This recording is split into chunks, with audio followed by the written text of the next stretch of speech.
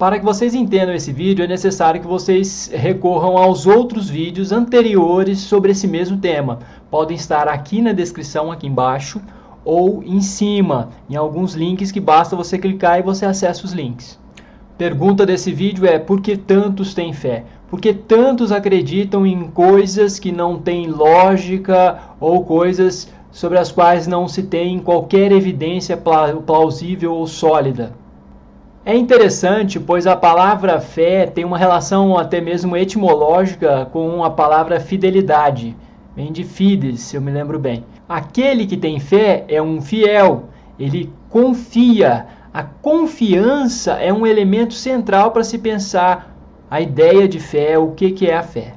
A fidelidade, quando não é uma fidelidade à verdade, quando não é uma fidelidade à racionalidade, ela vai se garantir pela autoridade de quem está professando algum ensinamento, alguma afirmação, o que seja.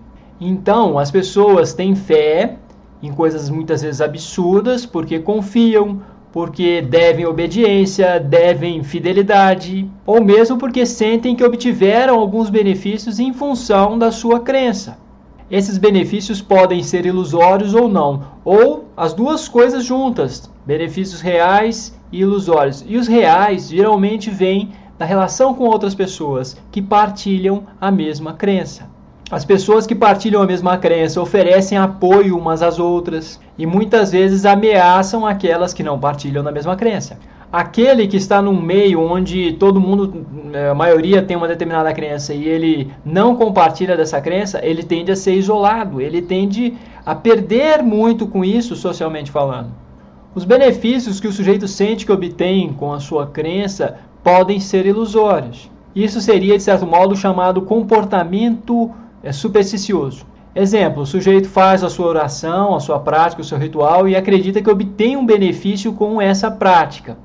Sim, pode ser que ele obtenha alguns benefícios com essa prática, principalmente se essa prática envolver alguns exercícios indiretos, respiratórios, se de alguma forma ali, ele com aquela repetição, ele se acalma. Uma oração repetida e de alguma forma conseguindo exercitar a respiração de um modo adequado pode fazer com que o sujeito se acalme, pode fazer com que ele acalme os outros. Se ele estiver cantando, isso pode acontecer em grupo, esse sentimento de paz pode ocorrer sim através desses exercícios, que podem ser realizados também sem necessariamente estar vinculados a uma crença em algo sobrenatural ou em algo sobre o qual não se tem evidências plausíveis ou sobre o qual não exista nenhuma lógica que de alguma forma sustente aquilo no contexto tratado. Mas há muito também isso, eu orei aqui e houve um benefício em algum outro lugar. Esse tipo de benefício remoto, por exemplo. As evidências sobre isso ainda são muito pouco plausíveis, muito pouco significativas. Quem age a partir de determinados sinais acredita. Isso eu falei no vídeo anterior, em relação, por exemplo, àquele exemplo do jantar que Skinner forneceu em um de seus livros. O jantar está na mesa. Você vai ou não se levantar dependendo de quem diz que o jantar está na mesa. Se é alguém que sempre brincou e fez sempre a brincadeira, você tende muitas vezes a ter mais desconfiança. Se é contudo aquela pessoa que sempre diz que o jantar está na mesa, você prontamente levanta e quando o jantar de fato está na mesa. Se é a cozinheira e ela não brinca em serviço, você vai tender a confiar. Mas não é somente isso que produz a crença. Vamos a um exemplo experimental, um exemplo onde você produz, vamos dizer, uma crença num verme, num animal, num organismo que não tem cérebro. Há um experimento com plateumintos, que é um tipo de verme, onde você faz um pareamento de estímulos. Quais estímulos? Você dá o choque, quando ele toma o choque o corpo contrai, mas você passa a apresentar luz e dá choque. Apresenta uma luz antes e dá choque. E há um momento em que isso já se pareou, luz e choque, e você somente apresenta a luz e o animal já se contrai, como se ele de alguma forma previsse, antevesse que vem um choque. E se ele contrai o corpo quando você apresenta somente luz, isso quer dizer que ele acredita que luz irá produzir choque? Claro, ele não tem um cérebro, não dá para você dizer que ele acredita. Mas a tendência dele agir frente à luz e se contrair é muito grande. Se numa determinada condição desfavorável, de desconforto, de sofrimento, o sujeito começa a orar, e logo depois que ele começa a orar, ele de alguma forma relaxa e se acalma, a tendência é que ele continue orando. Aí acontece uma catástrofe, uma tragédia, algo ruim, e alguém que tem autoridade vai lá e aponta e sinaliza, ó, isso foi tal divindade quem fez. Então, quer dizer, a confiança já entra em jogo. Aquele sujeito, na história passada, sempre dizia coisas que tinham uma relação muito forte uma com a outra. Aquele sujeito, de alguma forma, apontava eventos que eram significativos para aquele grupo. E quando aquele sujeito aponta um evento sobre o qual não se tem muita evidência, a tendência, mesmo assim, é desse grupo acreditar. Há experimentos com ratos, com pombos. Há experimento com pombo que você simplesmente coloca o pombo frente a uma barra que ele vai ter que bicar algumas vezes para obter alimento.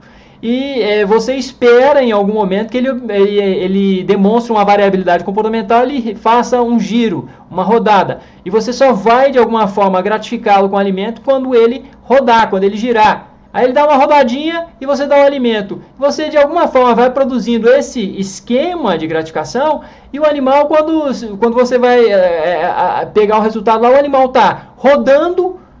Quantas vezes você estabelecer ali, se você conseguir, de fato, produzir esse condicionamento de maneira eficaz, então ele faz o quê? Ele roda, roda, roda e dá uma bicadinha e o alimento vem. Ou então ele roda, roda, roda, roda algumas vezes para o alimento vir. E assim, qual a relação significativa? Ele não está nem apertando muitas vezes a barra. Ele simplesmente roda. Isso diretamente não tem uma relação muito forte com obter o alimento. Contudo, foi assim que foi estabelecido nesse esquema de condicionamento, onde você tem alguém organizando isso, organizando essas gratificações. Agora imagine isso num contexto social, onde você tem algumas autoridades muito fortes, com muito poder, organizando esses esquemas. Pode ser que as pessoas comecem a dar rodadinhas, a fazer coisas que não têm uma relação direta ou não têm uma relação necessária, uma relação de dependência com obter determinadas gratificações. Mas elas fazem, por quê? Porque foi a esse condicionamento que elas foram submetidas.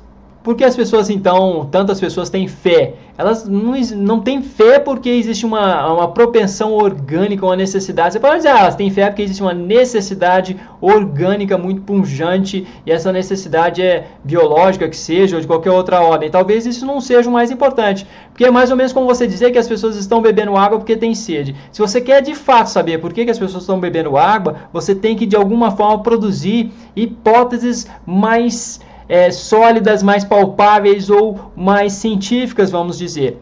Dizer que as pessoas têm fé porque tem uma necessidade muito grande disso, e que essa necessidade é inerente à natureza humana, é muito similar a dizer que as pessoas sentem sede, de alguma forma estão bebendo muita água porque sentem sede. Isso não explica muita coisa, isso é uma explicação meio circular. Estão bebendo muita água porque têm sede. Então qual a solução para isso? Beber mais água. Você cai numa circularidade, uma tautologia. Estão rezando, orando muito porque tem uma necessidade inerente à natureza humana. Qual a solução para isso? Orar e rezar mais, para diminuir a necessidade. Ou, assim como beber água, de alguma forma vai diminuir a sede. Então, essa não é a causa. A sede é um efeito. E a necessidade é um efeito. A necessidade de acreditar em coisas absurdas é um efeito, não é a causa.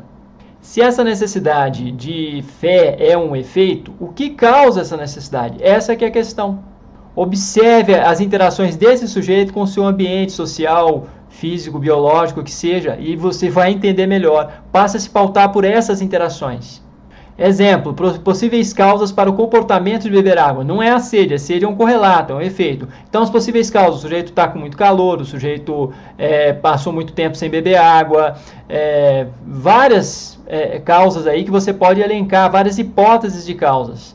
Ele está com uma dieta que tem muito sal, ele tem diabetes, ele está com algum transtorno orgânico aí. Isso sim são hipóteses plausíveis. Então vamos a elas em relação à questão da fé, de acreditar em coisas absurdas. Então, de alguma forma, o sujeito acredita por quê? E isso desperta, desperta a necessidade de se acreditar. Ele acredita por quê? Tem privações as mais variadas e diversas e sofrimentos. Há também os benefícios do sujeito ter um determinado comportamento religioso, os benefícios sociais, alguns benefícios que como eu já disse, que podem ser ilusórios ou não. Se as pessoas acreditam ou se comportam de maneira similar, é porque elas obtêm alguma coisa com isso, ou obtêm algo gratificante para elas, ou evitam algo que é aversivo. Bom, é isso, esse vídeo já se estendeu demais, eu espero que ele produza algumas reflexões em vocês, que não necessariamente vocês se sigam ou se trilhem simplesmente o que está sendo dito aqui. Que vocês comecem a refletir a partir do que eu coloquei. E uma das referências que eu tive para pensar nas causas do comportamento religioso foi a análise do comportamento. Quem gostou, por favor, se puder, dê lá um clique em gostei, se inscreva no canal e vamos tocando. Um abraço.